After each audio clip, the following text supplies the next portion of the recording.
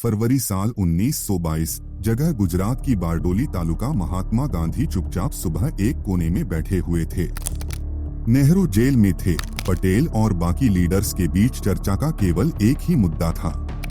4 फरवरी 1922 को यूपी में हुआ चोरी चौरा कांड। तब असहयोग आंदोलन अपने चरम सीमा पर था। इस आंदोलन को पूरे देश भर से सपोर्ट मिल रहा था।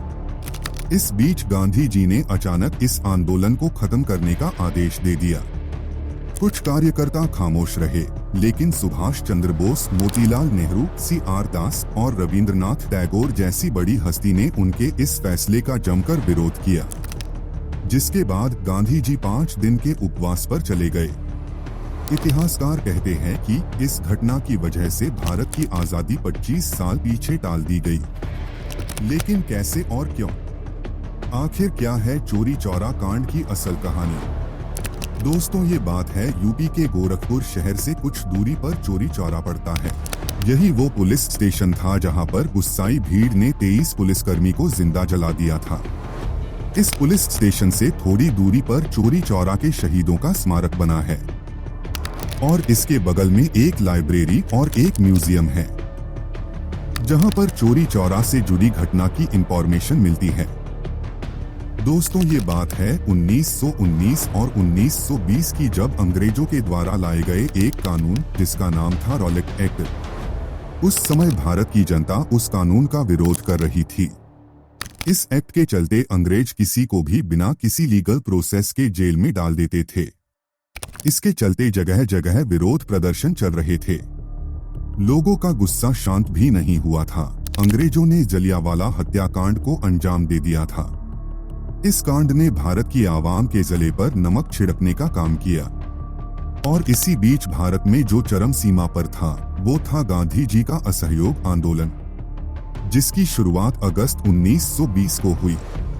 करीब 1 महीने तक ये मामला ठंडा रहा, मगर 4 सितंबर 1920 को कोलकाता में हुए कांग्रेस के अधिवेशन में इस आंदोलन को एक नया रुख दिया, जहां पर यह फैसला लिया गया कि अब से उन सभी गुड्स, सिस्टम और इंस्टीट्यूशन का विरोध किया जाएगा जिनकी हेल्प से अंग्रेज हम पर शासन कर रहे हैं। देश की जनता के सामने ये खुलेआम ऐलान किया गया कि आवाम चाहती है कि अंग्रेज भारत को छोड़ दे तो हम सबको स्कूल, कॉलेजेस और कोर्ट का बायकॉट करना ही होगा। न तो अंग्रेजी सामान खरीदे और न ही अंग्रेजों को टैक्स दे।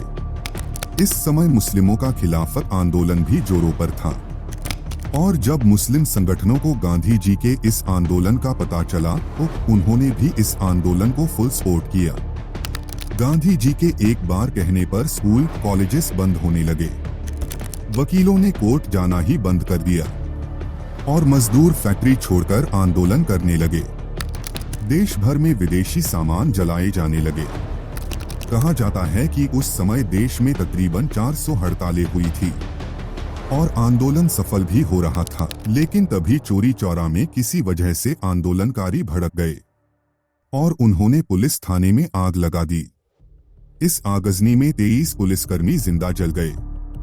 इस हिंसा ने असहयोग आंदोलन की नींव हिलाकर रख दी। लेकिन सवाल ये उठता है कि ये हिंसा भड़की क्यों? चोरी चौरा में इस हिंसा भड़कने के पीछे 3 रीजन मिलते हैं। नंबर 1, मुंडेरा बाजार का मालिक संत बख्श। दरअसल चोरी चौरा की घटना से 10 से 12 दिन पहले की बात है। दिंदरी के मुंडेरा बाजार में 30 से 25 कार्यकर्ताओं ने धरना दिया। इस बाजार का मालिक था संत बख्श सिंह, जो इस धरने के खिलाफ था क्योंकि वो अंग्रेजी सामान बेचता था और इस धरने की वजह से उसकी बिक्री काफी कम हो गई थी, जिसके चलते संत बख्श के आदमियों ने वॉलंटियर्स को बाजार से खदेड़ दिया। लेकिन चोरी चौरा की घटना से 5 दिन पहले वॉलंटियर्स फिर से बाजार में लौटे, वो भी 4000 की भीड़ के साथ। और इसी बाजार के बीचों बीच सभा जमाई गई और इसके ठीक 2 दिन बाद करीब 50 कार्यकर्ता फिर से धरने पर बैठ गए। लेकिन संत बख्श के आदमियों ने धरने पर बैठे व्यक्तियों पर हमला बोल दिया। कुछ कार्यकर्ता को तो पुलिस ने थाने में ले जाकर पीटा। इनमें से भगवान अहीर भी थे। उन्होंने प्रथम विश्व युद्ध में ब्रिटिश सेना की तरफ से इराक के खिलाफ युद्ध लड़ा था। और इसके बाद दूसरी घटना घटती है। इसकी वजह थे थानेदार गुप्तेश्वर सिंह। कहा जाता है कि थानेदार गुप्तेश्वर सिंह ने संत बख्श सिंह के कहने पर ही मारपीट की थी और इसे लेकर लोगों में काफी गुस्सा था। जब मारपीट के विरोध में करीब 800 लोग मुंडेरी बाजार में इकट्ठा होते हैं और ये भीड़ लगातार बढ़ती जा रही थी। इसकी खबर जब चोरी चौरा के थानेदार गुप्तेश्वर को लगी तो उसने गोरखपुर से और ज्यादा फार्स बुला ली और उन्होंने थाने के बाहर ही प्रदर्शन करना शुरू कर दिया। इसी बीच गुप्तेश्वर ने इस प्रदर्शन को गैरकानूनी डिक्लेयर कर दिया और कार्रवाई कर देने की धमकी दे डाली, लेकिन भीड़ पीछे हटने की बजाय आगे ही बढ़ती रही। भीड़ का गुस्सा शांत भी नहीं हुआ कि तीसरा कांड हो गया। जब प्रदर्शन को गैरकानूनी करार देने के बाद भी जब लोग पीछे नहीं हटे तो पुलिस ने भीड़ पर हमला बोल दिया, जिससे दोनों के बीच झड़प शुरू हो गई। इसी दौरान एक सिपाही ने बड़ी गलती कर दी। उसने एक आंदोलनकारी की गांधी टोपी उतार दी और उसे पैरों तले कुचलने लगा। यही वो पल था जब मामला हाथ से निकल गया। भीड़ पूरी तरह भड़क गई और उसने तोड़ फोड़ करना शुरू कर दिया। हिंसा को देखकर दरोगा गुप्तेश्वर ने फायरिंग के आर्डर दे दिए। आर्डर मिलते ही पुलिस ने भीड़ पर गोलियां बरसाना शुरू कर दिया। इस गोलीबारी में 11 आंदोलनकारी की मौत हो गई और 50 से ज्यादा घायल हो गए। फायरिंग के बाद लोग तीतर बितर हो गए। कुछ लोग रेल के पटरी पर चढ़ गए और वहां जाकर पत्थरबाजी शुरू कर दी। भीड़ ज्यादा थी, इसीलिए फायरिंग करते करते पुलिस वालों की गोलियां खत्म हो गई। अब भीड़ ने पुलिस वालों पर धावा बोल दिया। अंग्रेज सिपाहियों के पास गोली थी नहीं, इसीलिए उन्हें वहां से जान बचाकर भागना पड़ा और थाने में जाकर छुप गए।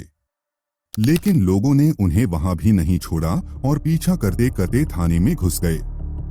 इसी बीच कुछ आंदोलनकारियों को केरोसिन तेल की केन हाथ लग गई और इसके बाद उन्होंने थाने में आग लगा दी।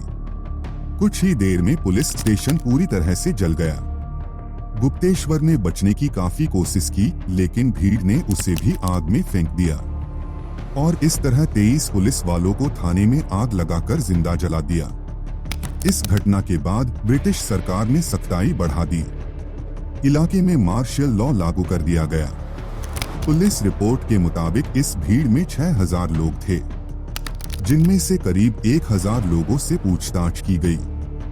225 लोगों पर मुकदमा चलाया गया और गोरखपुर जिला कोर्ट में सुनवाई भी हुई और कांग्रेस कार्यकर्ता ही इस केस में सरकारी गवाह बने और इस केस में जज ने अपना फैसला भी सुनाया और इस केस में लगभग 172 लोगों को फांसी की सजा भी सुनाई गई। जज के इस फैसले के खिलाफ गोरखपुर जिला कांग्रेस कमेटी ने इलाहाबाद हाई कोर्ट में अपील दायर की।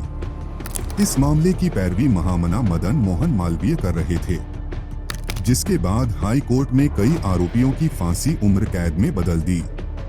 19 लोगों को फांसी की सजा सुनाई गई, 16 लोगों को काला पानी भेज दिया गया और करीब 40 लोग बरी हो गए। गांधी जी इस घटना से बहुत आहत हुए थे और उन्होंने चोरी चौरा कांड के 8 दिन बाद असहयोग आंदोलन वापस ले लिया। क्रांतिकारियों को गांधी जी का ये फैसला अच्छा नहीं लगा। गांधी जी का कहना था कि अगर आंदोलन नहीं रोकते तो दूसरी जगहों पर भी ऐसी घटनाएं होती। चोरी चौरा पर किताब लिखने वाले के पांडे ने लिखा था कि उन दिनों ये कपड़ों का बड़ा मार्केट हुआ करता था। कांग्रेस कार्यकर्ता स्वदेशी और खादी को बढ़ावा देने के लिए यहाँ हड़ताल करते थे, जिससे यहाँ व्यापारियों का एक बड़ा वर्ग भी नाराज था। दोस्तों, यहाँ चोरी चौरा केस की FIR की कॉपी और चार्जशीट और कोर्ट का फैसला आज भी सुरक्षित रखा गया है। वही पास में शहीदों के नाम ऑडिटोरियम भी बनवाया है। कहते हैं कि चोरी चौरा में भीड़ ने करो या मरो का नारा देकर थाने पर हमला कर दिया था और गांधी ने इसे हिंसा बताकर असहयोग आंदोलन रद्द कर दिया था।